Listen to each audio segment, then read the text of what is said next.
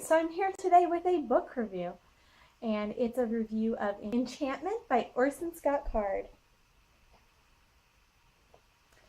And this is a book that I read.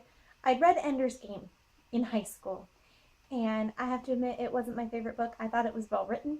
I'm just not into science fiction, and it really didn't hold my interest very well, unfortunately. I wish it did. You know, a lot of my classmates enjoyed it, but just not my thing. But I always knew he was a good writer and that I enjoyed his writing style even when I didn't enjoy the subject of the book. And so I was on TV Tropes, which is one of my favorite time wasters, along with YouTube, and I saw people talking about Enchantment by Orson Scott Card as having all these fairy tale themes and that it was a retelling of Sleeping Beauty.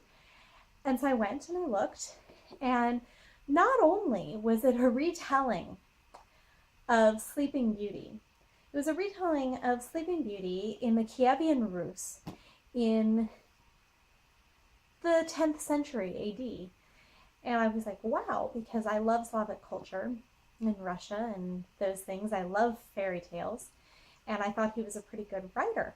So I thought, yeah, let's go for it. And it is fantastic. He did a lot of historical research, and I couldn't find any mistakes at all. He brings in a lot of Slavic fairy tales. He invents his own origin story for some of them.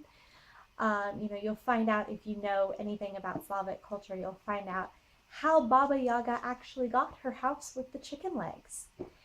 And so that's exciting. If you don't know what that means, rest assured it's still a great book.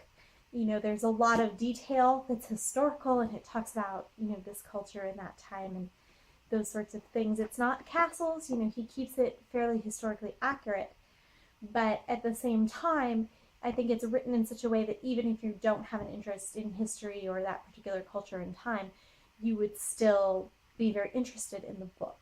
So the basic outline of the plot is that there is a guy.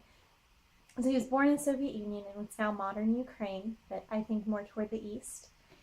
And his parents get an exit visa because they're Jewish, and they go to the United States. But then he comes back after the fall of the Soviet Union, and he had seen this girl sleeping on a pedestal, and he was always very curious about her.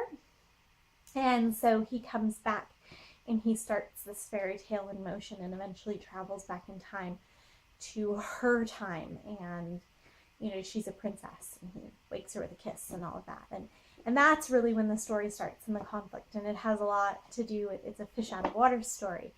It has a lot to do with what it's like to be in a relationship with a different culture, which was something else I can relate to. My husband wasn't born in, or he was raised in the United States. He wasn't born here though, and so I can definitely relate to what it's like.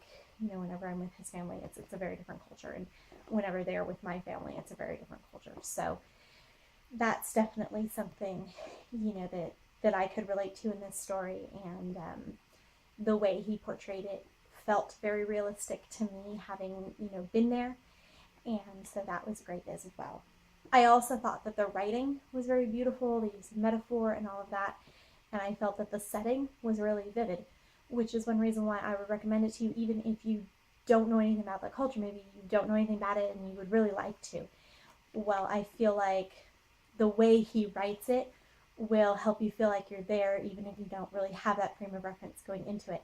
It's not, because it's the sort of place where it's not like I could just say a Starbucks in suburban America. Well, I don't really have to describe that because you know what it is, you've been there. Well, obviously the reader hasn't been to the Kievan Rus in the 10th century. This is before they were even speaking Slavonic. It was Proto-Slavonic, which is, 2 steps before modern Russian, like what I have learned to speak a little bit of. So, obviously it's all written in English, but it references all these historical things, but it references it in a way that the reader's able to understand, and I really like that, and it really made it come alive for me in a new and different way. So that's Enchantment by Orson Scott Card, and I give it 5 stars out of 5 because I really think it's a fantastic book. It's a book I'll reread over and over and recommend to all my family and friends because I thought it was that fantastic. Thanks, and happy reading.